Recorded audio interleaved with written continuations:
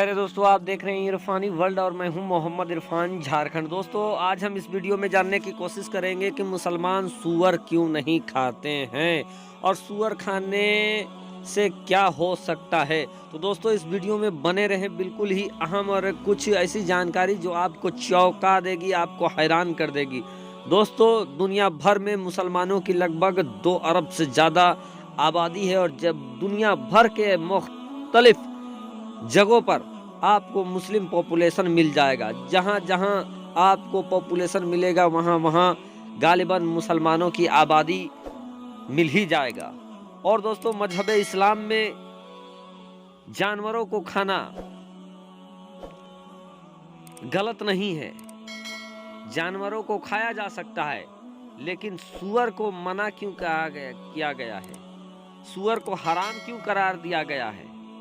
और डॉक्टरों ने सूअर के मांस के ऊपर जो साइंटिफिक तौर पर जो रिसर्च किया है, रिसर्च के बाद सूअर के मांस के ऊपर डॉक्टरों की क्या राय है, वो भी आज इस वीडियो में हम जानने की कोशिश करेंगे, जो लगातार वायरल हो रहा है।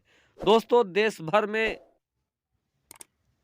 मुसलमान फैले हैं, दुनिया भर में मुसलमान फैले हैं, लेकिन मुसलमान चाहे कैसा भी हो, अगर वो सच्चा मुसलमान है तो वो किसी भी हालत में सूअर के नज़दीक नहीं जाएगा, सूअर खा नहीं सकता है। लेकिन दोस्तों, दुनिया भर में सूअर के मांस काफ़ी चाव के साथ पकाए जाते हैं, खाए जाते हैं और बहुत सारे खाने पीने के सामानों में सूअर की चर्बी की मौजूदगी के बारे में बताया गया है।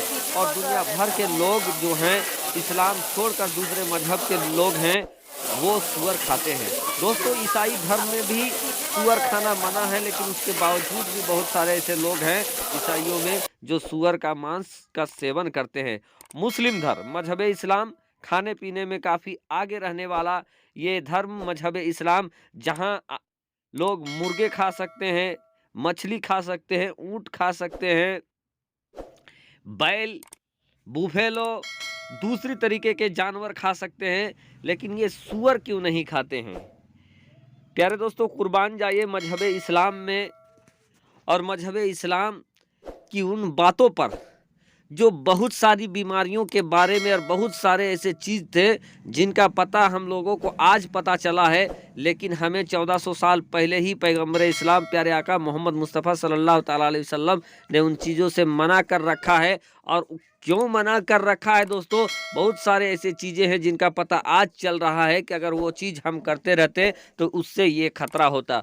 सबसे पहले दोस्तों, मजहब इस्लाम के बारे में ये कहा जाता है कि मजहब इस्लाम अरब से फैला है, 1400 साल पहले से फैला है। और अरब में सूखा जगह था और सूखा जगह होने की वजह से दोस्तों वहाँ पानी की काफ़ी किल्लत थी। और पानी की किल्लत को सूअर से इसलिए जोड़ा गया चूँकि एक मादा सूअर को दिन में अपने बच्चों को दूध पिलाने के लिए गालिबन 25 से 30 लीटर पानी की ज़रूरत पड़ती थी। और ऐसे में सऊदी अरब में सूअर का पालना काफ़ी महंगा और काफ़ी ख़तरनाक हो सकता था, चूँकि वहाँ पर पानी की किल्लत है, पानी कम है। और ऐसे में सूअर एक ऐसा जानवर है जो दिन में 30 लीटर पानी खुद पी जाता था। तो ऐसे में दोस्तों वहाँ कहा गया कि सूअर से आप बाज रहें, एक मान्यता ये भी है।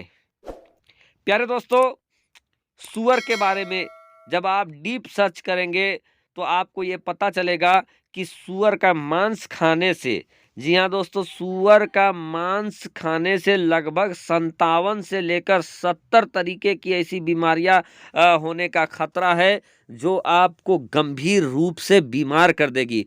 प्यारे दोस्तों, अमेरिका के अंदर सूअर को काफ़ी चाव से खाया जाता है, लेकिन सूअर के मांस खाने की वजह से आज हाइपरटेंशन की बीमारी, हार्ट अटैक वाली बीमारी अमेरिकी लोगों में काफ़ी ज़्यादा मात्रा में पाया जाता है। प्यारे दोस्तों, मजहब इस्लाम में कुरान करीम फुरकान हमीद में खिंजीर का नाम आया है, खिंजीर शब्द आया है, लेकिन सूअर खाने को कहीं कहा नहीं गया है। प्यारे दोस्तों, इस दुनिया के अंदर, इस ज़मीन के अंदर अगर सबसे गलीज जानवर किसी को माना जाता है इस्लाम में तो वो सूअर ही है। दोस्तों, सूअर एक ऐसा जानवर है इनका ये पेशा है कि ज़मीन की गंदगी को पैदा खाने के लिए, साफ करने के लिए इसको एक तरीके से बनाया गया है।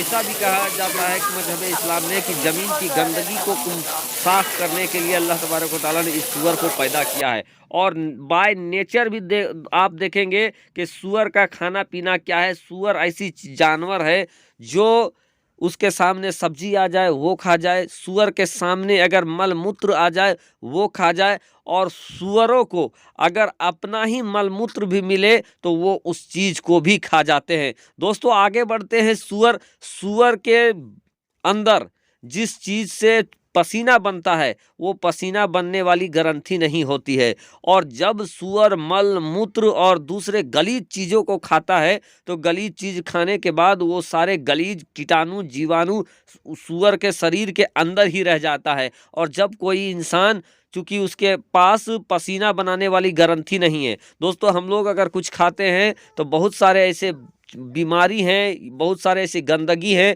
जो मनुष्य के पसीने के साथ बाहर निकल जाता है, लेकिन सूअर के पास इस तरीके की ग्रंथि नहीं है, पसीना नहीं बनता है, और उसके पास वो जो बीमारी, वो जो गंदगी जो खाता है सब सूअर के अंदर ही रह जाता है। दोस्तों सूअर की चर्बी काफ़ी मोटी होती है, और ऐसा बताया जाता है कि सूअर का जो मांस है उस मांस को अगर आप हाई लेवल ताप में भी उसको बनाते हैं, खाने के लिए बनाते हैं, उसका व्यंजन बनाते हैं, तो उसके बावजूद भी सूअर के मांस में मौजूद जीवाणु विषाणु जो है वो आपके मरते नहीं हैं। ऐसा भी रिसर्च में सामने आया है कि सूअर के मांस में एक ऐसा जीवाणु होता है जो शरीर में जाने के बाद अंडे देता है, और ये अंडे ब्लड के साथ साथ आगे बढ़ते रहते हैं। एक सर्च में ऐसा भी कहा गया है कि सूअर के मांस खाने से एक ऐसे कीड़ा जो हम लोगों के शरीर के अंदर रहता है वो बढ़ता है, और बढ़ने के बाद अगर वो कीड़ा आपके छाती में चला जाए, आपके हार्ट में चला जाए, तो आपको हार्ट की बीमारी हो सकती है। अगर आपके आंखों में वो पहुंच जाए तो आपको देखने में कठिनाई हो सकती है। यानी दोस्तों अनेक तरह की बीमारी सूअर के मांस में होता है। और कुर्बान जाए प्यारे आका मोहम्मद मुस्तफ़ा सल्लल्लाहु ताला अलैहि वसल्लम के मजहब इस्लाम में कि जिस चीज़ से उन्होंने मना किया है, आज जाके साइंस ये बता रहा है कि उस सूअर के मांस खाने वालों को 57 से लेकर 70 तरीके की बीमारी हो सकती है। तो दोस्तों मजहब इस्लाम में जो कुछ मना किया गया है काफ़ी साइंटिफिक तरीके से मना किया गया है। कुरान में जिन चीज़ों को मना किया गया है दोस्तों, इस्लाम में जिन चीज़ों को मना किया गया है, उसमें कहीं ना कहीं आगे चलकर बीमारी और खतरा ही निकला।